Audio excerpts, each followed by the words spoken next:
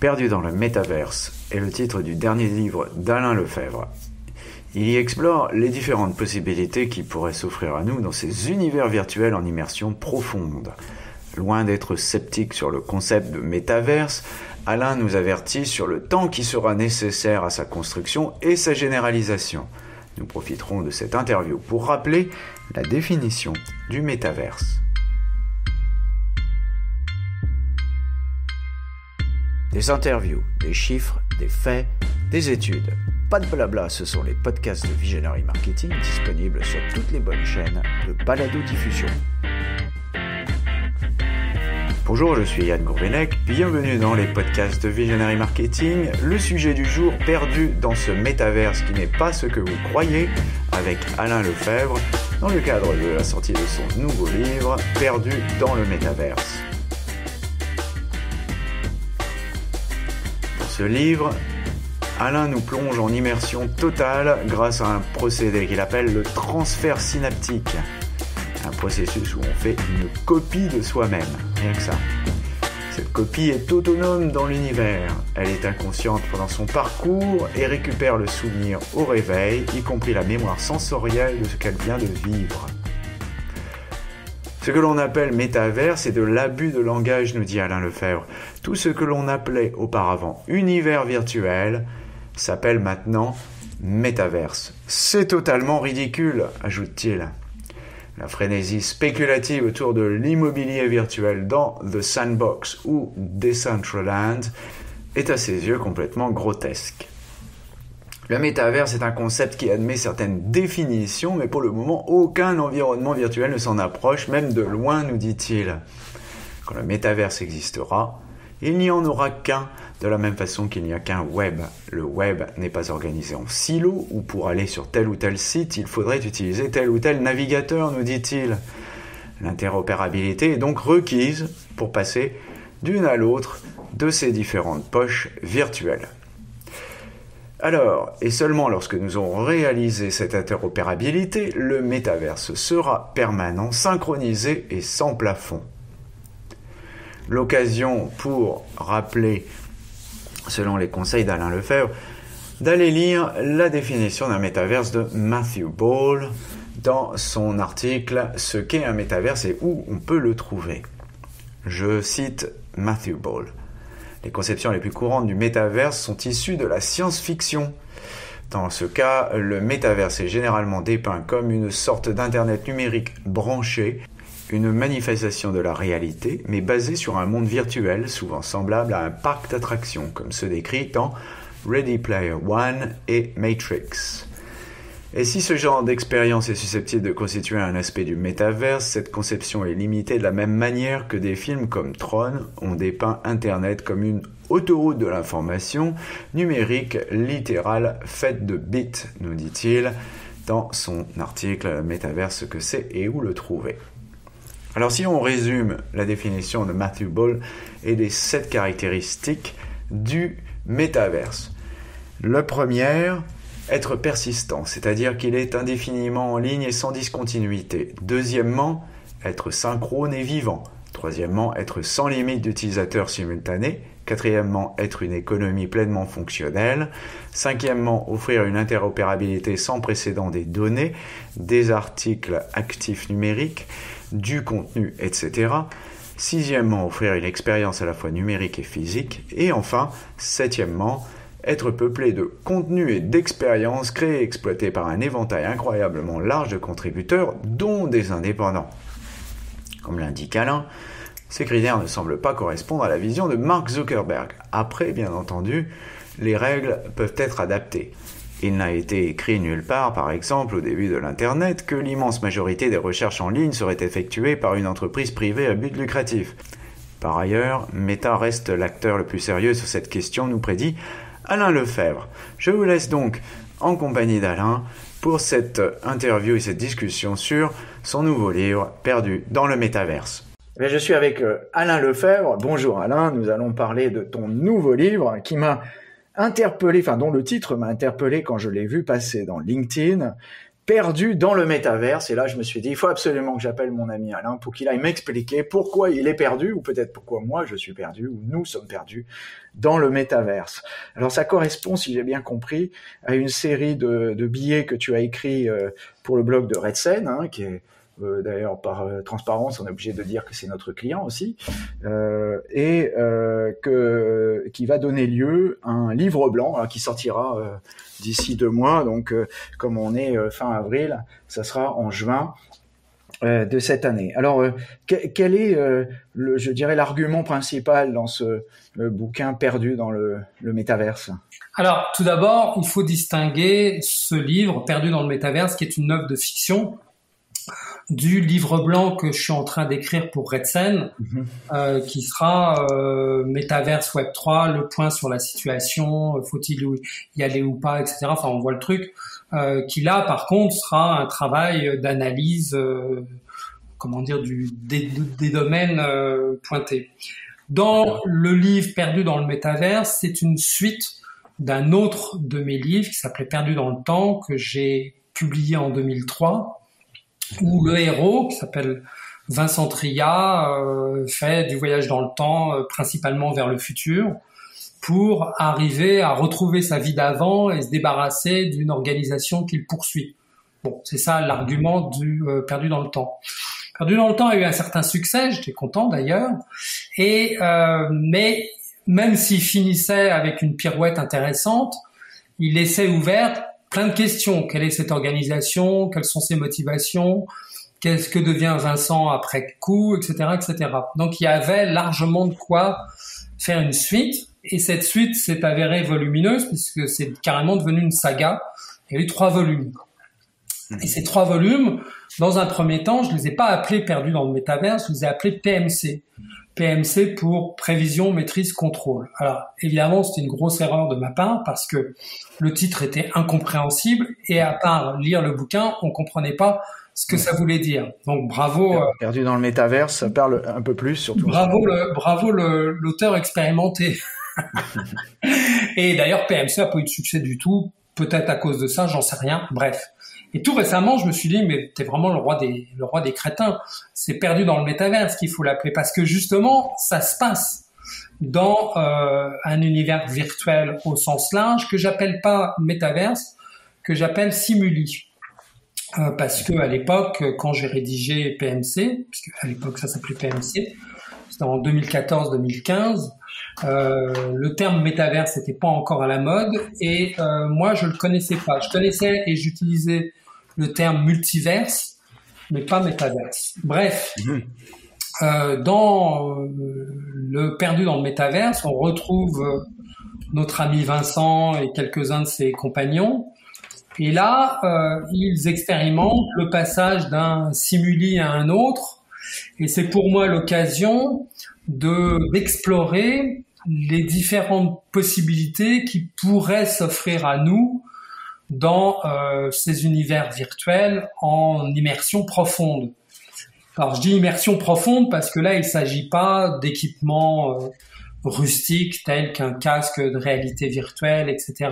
ou même d'une connexion neurologique qu'on peut imaginer être le futur. Non, là carrément on est en immersion totale grâce à un procédé que j'ai appelé le transfert synaptique. Où là, tu fais une copie de toi-même. Cette copie est autonome dans l'univers. Et puis après, quand tu te réveilles, parce que pendant son parcours, tu es inconsciente, on vient de te scanner pour le transfert synaptique. Et après, hop, tu récupères le souvenir, la mémoire, y compris la mémoire sensorielle de ce que tu viens de vivre. Donc, t'as une impression très forte, plus qu'un rêve, d'avoir effectivement vécu quelque chose. Donc, ça permet d'explorer, évidemment, loin dans le futur, puisque le transfert synaptique, si jamais il a lieu, c'est clairement pas pour la décennie qui vient ou la décennie suivante, c'est lointain. encore plus impressionnant que notre ami Mélenchon, ça. Et alors, si tu veux, j'en profite pour explorer des possibilités. Quid quand tu as une duplication de toi-même dans cet univers, une duplication permanente. Quelles sont tes relations avec cette duplication? Je l'appelle le doppelganger. C'est le mot allemand qui veut dire jumeau, enfin plus double. Ouais, double. Voilà, c'est ça. Doppelganger, c'est double. Donc ça, c'est un des trucs que j'explore. J'explore aussi la question de l'échange corporel, c'est-à-dire que tu descends dans le simuli à partir de ton corps habituel, mais tu remontes dans un autre.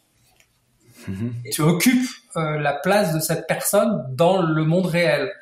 Comment tu vis ça? Comment d'abord tu arrives à surmonter la sensation de malaise et confusion quand tu te réveilles dans le corps d'un autre? Comment tu interagis avec ses proches, etc., etc. J'explore aussi, en puisant dans le patrimoine de la science-fiction, tout ce qu'on peut faire dans les simuli. Par exemple, je reprends le thème d'une nouvelle de SF américaine bien connue qui était Tillertown, c'est le nom d'une ville où justement les promoteurs de Tillertown en profitent pour faire des expérimentations marketing sur la population. Donc c'est un simuli à table réduite qui tient sur une table de cuisine en fait. Bon, je vais pas tout dévoiler, mais du coup je réintroduis Tillertown dans un de mes simuli et on constate là en direct les expérimentations qu'ils font jour après jour, parce que t'as pas meilleure possibilité de faire des sondages ou des promotions marketing ou autres que sur une population captive à qui tu peux imposer n'importe quoi. Donc il y a comme ça un certain nombre d'explorations de ce qu'on peut faire avec les simuli, y compris de l'entraînement militaire, de la simulation de différentes situations de façon à choisir la meilleure, la plus facile à mettre en œuvre, etc., etc. C'est pour moi l'occasion d'explorer tout ce qu'on pourra faire et tout ce qu'on pourra vivre vis-à-vis de ces mondes qui sont, quand on est en immersion totale, totalement convaincants. C'est-à-dire que tu te poses plus la question de est-ce que c'est bien fait, est-ce que c'est réel, est-ce que c'est pas réel. C'est exactement comme dans un rêve. On dit que dans un rêve, il y a ce qu'on appelle la suspension de la crédulité. Quand tu vis un rêve, tu te dis pas, tiens, ça pourrait être un rêve, même si la situation est absurde. Là, c'est pareil. T'es dedans, tu vis absolument tout, et t'es pas en train de te dire, bon, c'est pas grave parce que c'est pas réel. Déjà aujourd'hui, en matière de VR, de réalité virtuelle, on constate dans les labos que les gens, par exemple avec le test de la planche, sont incapables de dissocier le fait que bien que sachant qu'ils sont dans une situation complètement simulée où ils risquent zéro, ils sont pas capables de mettre le pied dans le vide, par exemple. Bon, moi j'ai beaucoup expérimenté tout ce qui est VR depuis des années. Je me suis acheté un Oculus dès le début. Maintenant j'ai un Quest 2, etc., etc. Avec mes fils, on essaye un peu tout. Et en Floride, par exemple, j'organisais tous les mardis soirs une VR party où les voisins faisaient la queue pour chacun essayer le truc. Et j'ai pu constater les effets sur les gens en direct. Donc j'ai aucun doute sur le fait que la proposition d'une simulation immersive rencontrera un succès extraordinaire. Alors bien sûr on peut en douter, mais tout comme en 2004, 2005, on doutait du potentiel des réseaux sociaux, si tu t'en souviens. Oui, tout à fait. On disait bah non, les gens feront pas ça, c'est absurde, etc. On a vu ce qui est arrivé. Oui, maintenant c'est peut-être l'extrême inverse maintenant. Revenons à cette immersion totale. En fait, c'est quelque chose qui préfigure le fameux métaverse dont Zuckerberg parle et qui n'existe pas encore. Enfin, Horizon, c'est quelque chose encore un peu dans les cartons là en ce moment. Est-ce que c'est ce qui préfigure véritablement le fameux métaverse ou Ou est-ce que le métaverse est déjà réductible aux quelques univers virtuels qui existent, parce qu'il y en a quand même pas mal qui existent. Il y a toujours le fameux Second Life d'ailleurs qui est toujours là.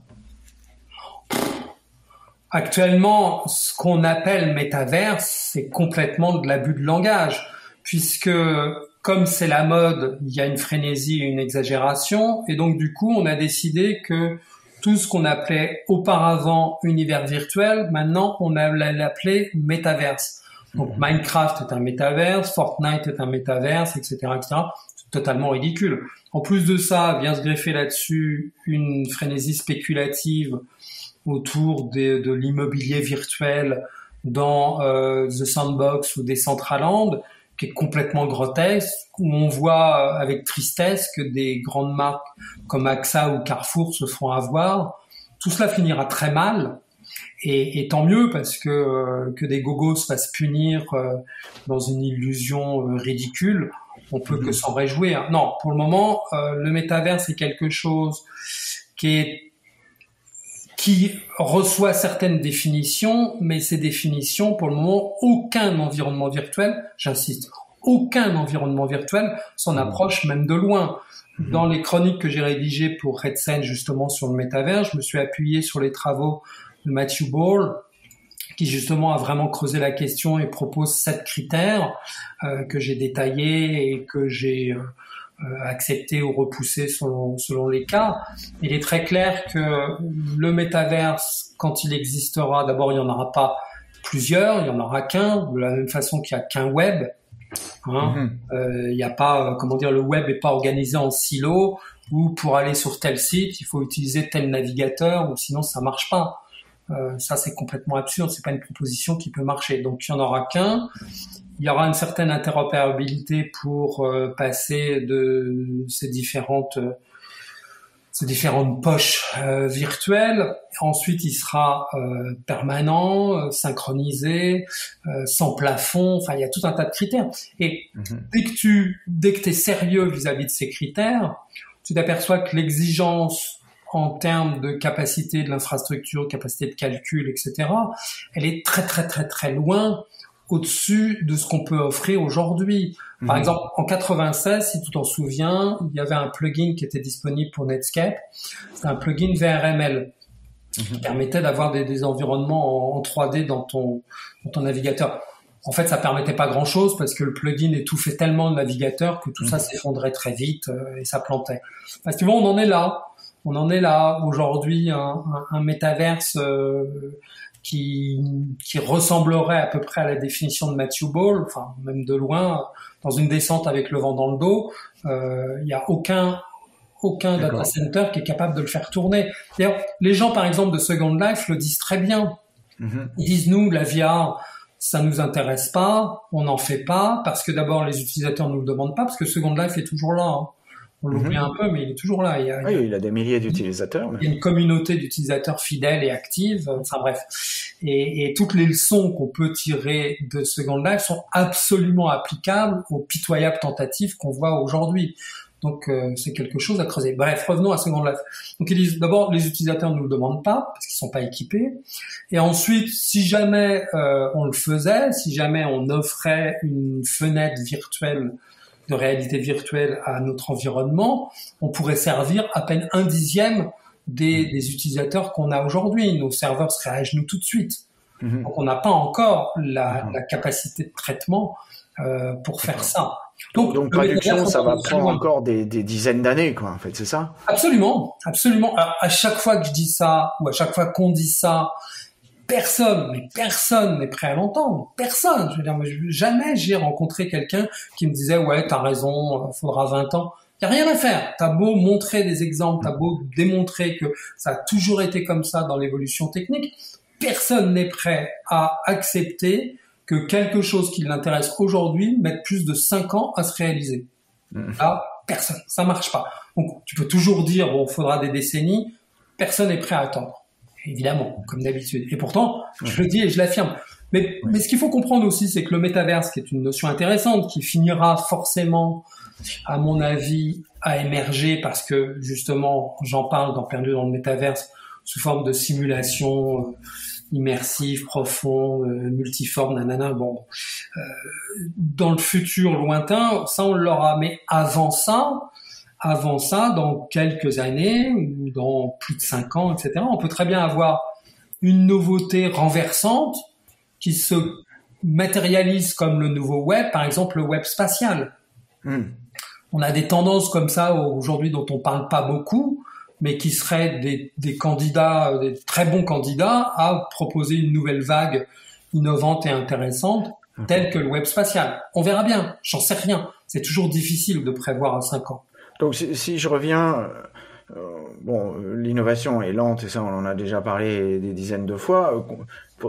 C'est pas pour te contredire, mais il y en a d'autres qui le disent, comme Václav Smil par exemple dans Numbers Don't Lie. Enfin, il en a écrit 150 des bouquins, mais ouais, moi je suis toujours ravi qu'il y ait d'autres sources, mais t'avoueras avec moi qu'on n'est vraiment qu'une minorité, quoi. Oui, c'est sûr. Mais enfin, il y a aussi Scott Perkin. Enfin bon, il y en a plein qui disent ça. Ok, donc ça prend du temps. Ça, je pense qu'on a compris. Il va falloir créer une infrastructure qui va être très gourmande. D'ailleurs, ce qui pose aussi un problème en termes de respect de l'environnement et de sobriété numérique. Enfin, donc il va falloir résoudre tous ces problèmes-là. Bon, enfin, admettons qu'on les ait résolus. Et il va falloir construire une infrastructure, si je comprends bien, qui va être une infrastructure transverse, qui va pas être le métaverse de Zuckerberg. Ça va être quelque chose qui va ressembler un peu au World Wide Web, dont tout le monde va pouvoir s'emparer, c'est ça? Absolument. Mais ça veut pas dire que ce qui est en train de faire Meta, qui, même si on n'aime pas Zuckerberg, on est obligé de reconnaître que c'est le seul acteur réellement sérieux sur la question, soit pas intéressant comme prémisse, comme période d'essai, comme terrain d'expérimentation. Actuellement, c'est le seul acteur qui a à peu près toutes les cartes en main pour commencer à définir ce que pourrait être à l'avenir quelque chose qui ressemblerait ou tendrait à être comme le métaverse. Mais effectivement, moi je crois pas du tout à un scénario de type autoroute de l'information où un grand acteur ramasse le morceau et écarte tous les autres. Je crois plutôt à un scénario de type web, de type internet, où des standards apparaissent et sont nécessaires et suffisants pour offrir un certain niveau d'interopérabilité qui évite l'enfermement en silo. Un enfermement en silo, personne sera prêt à l'accepter durablement parce que ça aura ses propres limites. Et qui est-ce qui va pouvoir normaliser cet espace transverse, je dirais, qui appartient à tous? Il va falloir rappeler Tim Berners-Lee pour qu'il reprenne du service ou demander à l'ICANN où est-ce qu'il en reste?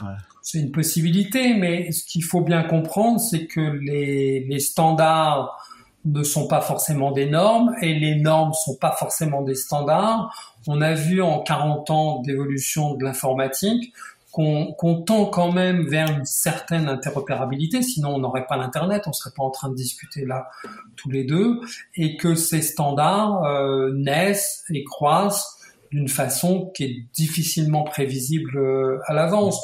Donc, je sais pas si on va devoir passer par un ONU de l'informatique tel que le Web Consortium ou autre pour définir cette interopérabilité. Elle apparaîtra de facto.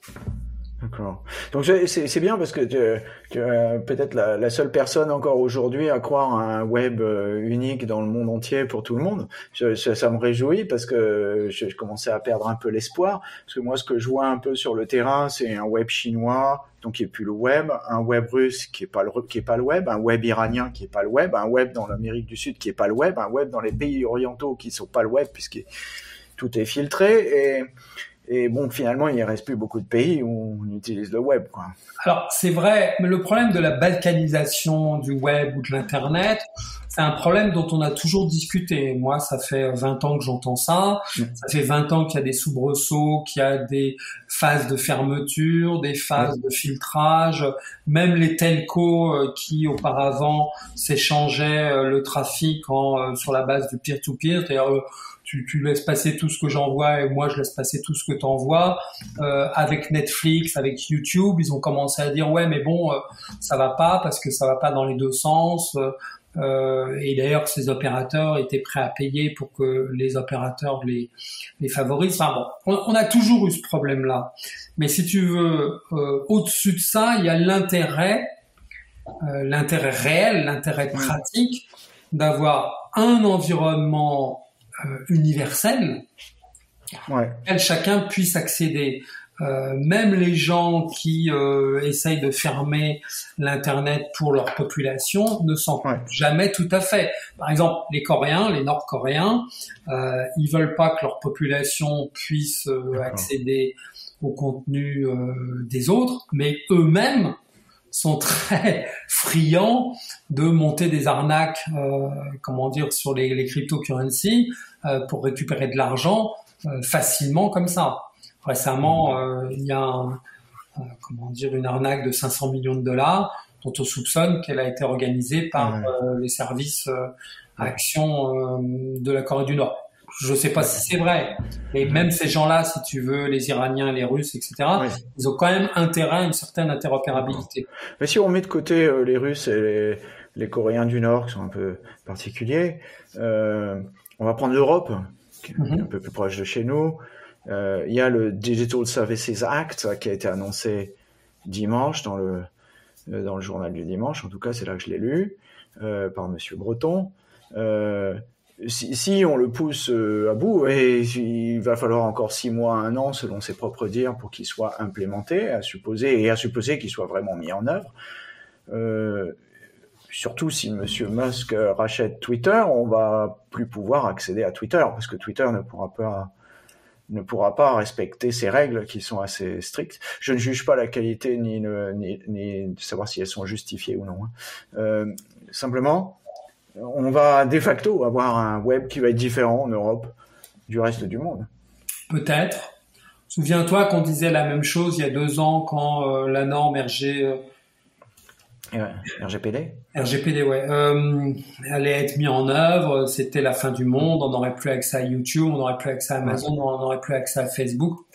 On a vu que ça s'est vite arrangé. Il y a plein de petits sites auxquels on n'a plus accès, mais malheureusement, finalement, ça n'a pas eu l'effet escompté. À chaque fois que les bureaucrates, que les technocrates des différentes organisations gouvernementales s'imaginent qu'elles peuvent reprendre la main sur Internet parce que c'est leur grand rêve depuis 25 ans, en fait, ils font plus de mal que de bien. Il n'y a aucune raison qu'un crâne d'œuf comme Breton fasse mieux que les autres. J'ai zéro confiance dans ce gars-là. On jettera un voile pudique, un carré blanc sur ce qualificatif. Crâne d'œuf, attends, je suis vachement gentil quand je dis crâne d'œuf. Ça aurait pu être un peu plus insultant. On va pas le faire. On va faire un grand bip, voilà. Encore que c'est pas celui que je déteste le plus dans les instances européennes. Mais bon, voilà, glissons. Mais bon, peu importe, encore une fois, c'est sans juger du bien fondé ou non de ce Digital Services Act. De facto, encore une fois, sans juger, je répète, de facto, il introduit une notion de séparation entre les web européens et non européens. Mais donc, du coup, j'en reviens à mon metaverse. Si Zuckerberg crée le metaverse et qu'il partage ses normes avec d'autres personnes et que c'est une norme de facto ou un standard de facto, peu importe comment on dit, et qu'il est adopté par d'autres ou que ce soit ou Google ou Apple ou je sais pas qui le fait, donc du coup, on risque d'avoir quelques soucis quand même. Oui et non, parce que justement c'est ce que j'explique dans mon livre Perdu dans le métaverse. Là, je reviens à la fiction parce que à un moment j'explique historiquement comment ça s'est fait, comment est-ce qu'on en est arrivé à mettre en œuvre des simuli globaux qui incluent tout, qui simulent jusqu'au plus petit détail. Historiquement, je dis que les simulations pointues, les simulations par créneau préexistaient beaucoup.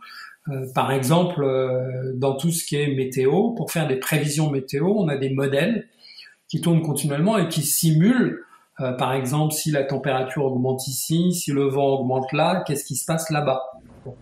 Et donc, moi, j'ai imaginé que, au fur et à mesure, ces différentes simulations éparses se sont aperçues qu'elles avaient intérêt à s'interconnecter, qu'il y ait une espèce d'internet des simulations, de façon à augmenter la fidélité, la résolution, la fiabilité et la prévisibilité de ce que donnaient ces simulations. Par exemple, on se disait en météo, finalement, l'activité humaine, elle n'est pas tout à fait négligeable.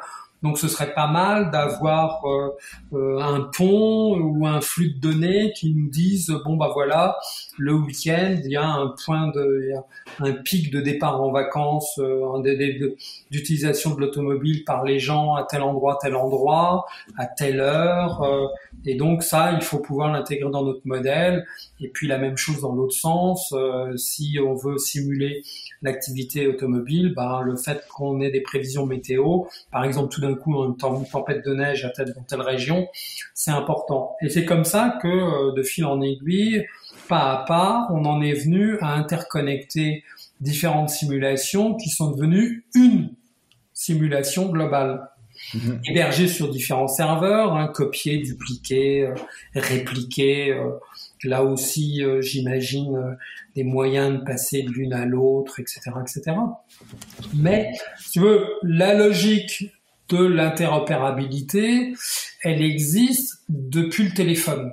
Quand le téléphone s'est mis en place au début du XXe siècle, très vite, il y a eu un organisme supranational qui a défini un peu quelles allaient être les normes de façon à faciliter, préserver l'interopérabilité, faire qu'un réseau téléphonique permette de communiquer avec un autre réseau téléphonique national, y compris sur l'aspect facturation, etc., etc. Et ça n'a pas si mal marché. Ça n'a pas si mal marché. Il y a toujours une logique où, certes, on est concurrent, mais le réseau, plus il est tendu, plus il a de valeur. Et donc, il faut continuer dans ce sens-là. Alors, bien sûr qu'il y a toujours des tendances et contre-tendances. Et tu as raison de souligner qu'on peut être inquiet pour le web. Mais à long terme, quand je reviens sur le long terme, j'ai aucun doute que l'interopérabilité finit toujours par triompher parce que c'est là qu'on ajoute le plus de valeur. C'est comme ça qu'on ajoute le plus de valeur. Oui, je comprends. Et quelque part, ça pourrait être une porte de sortie. Si le web se ferme, de facto ou de jure, finalement, un autre web se crée en parallèle qui est plus immersif et qui s'appelle Metaverse. On ne sait pas où il est, on ne sait pas qui le crée, mais en tout cas, lui sera interopérable parce que le temps qu'on ait réglementé ou qu'on l'ait barré, on aura eu le temps de contourner le problème. Petite dernière question pour clore cet entretien sur le métaverse qui laisse encore beaucoup de questions ouvertes mais qui ouvre beaucoup de perspectives. Je me suis entretenu avec JP Gander de Forrester il n'y a pas très longtemps sur ce sujet-là où il me disait pour le B2C on verra plus tard, donc tu vois finalement il y en a d'autres qui sont d'accord avec toi. Par contre pour le B2B il va se passer des choses, notamment alors peut-être pas dans des métaverses complètement immersifs, mais au moins l'intrusion d'environnements plus gamifiés, notamment dans la webconférence. Alors, il m'a dit on va bientôt voir ça arriver dans Teams. Moi, je l'ai pas encore vu arriver, mais on sait que ça va pas tarder. Voilà. Est-ce que tu sens que ça va décoller plus rapidement sur le B2B que sur le B2C ou l'inverse? Clairement non. Clairement non. Si on regarde un peu ce qui s'est passé les 20 dernières années, le monde du jeu vidéo a été beaucoup plus dynamique que le monde du logiciel professionnel. Il y a beaucoup d'expérimentations qui ont été faites dans ce domaine, qui sont ensuite éventuellement repris dans des domaines plus sérieux. Non, je crois pas du tout. Il y a une espèce de mouvement de recul quand on parle du domaine des jeux vidéo parce qu'on dit c'est pas sérieux, c'est des ados qui se tirent dessus dans Fortnite, etc., ce qui est d'ailleurs en partie vrai, mais on s'aperçoit que par exemple dans le domaine que moi je connais bien, ou particulièrement bien, qui est le sim racing, qui est la simulation de course automobile, aujourd'hui le monde de la course automobile sérieuse, professionnelle, tous ont intégré la dimension sim racing, à la fois pour l'entraînement des pilotes, également l'entraînement des ingénieurs, parce qu'il y a comment dire, c'est assez bien fait, c'est assez bien simulé. Donc on peut essayer sur la piste des choses qu'on ferait jamais en vrai, parce que ce serait dangereux, ce serait une perte de temps, t'abîmes du matériel, etc., etc. Mais aussi, ils se sont aperçus que les gamers étaient un public à part entière et que il était dommage que leur marque ne soit pas présente. Quand on voit le niveau de succès des 24 heures du Mans virtuel auquel a participé par exemple Fernando Alonso, mais pas seulement lui, hein, il y en a eu plein, et ça se reproduit maintenant d'année en année, et c'est de mieux en mieux fait, c'est diffusé en direct sur Twitch, et c'est bluffant à suivre. On voit bien quand même que non seulement c'est des choses intéressantes qui se passent dans ce monde-là, mais qui sont peu ou prou applicables à des mondes plus sérieux, petit à petit. Donc moi, je reste persuadé que le B2B va être influencé par le B2C et pas le contraire. Donc il nous reste 2 mois pour découvrir ton futur livre blanc. Alors sur le métaverse, mais il y aura aussi le Web 3. Alors le Web 3 qui est revenu à la mode, c'était le web sémantique. Maintenant c'est le web collaboratif. Le grand retour. On aime bien recycler les bonnes vieilles idées. Hein. C'est intéressant. Bon, en tout cas, tout ce que je comprends de ce que tu me dis, je suis rassuré. Moi, je ne suis pas perdu dans le métaverse. Je sais qu'il me reste du temps pour essayer de comprendre ce que c'est, que ça n'existe pas encore et que tout reste à construire. Et donc, comme tout reste à construire, eh bien, l'avenir est radieux et il s'ouvre devant nous. Merci Alain. Voilà une conclusion positive. Bravo Yann. Surtout, n'oubliez pas de mettre une bonne note à ce podcast si vous l'avez apprécié.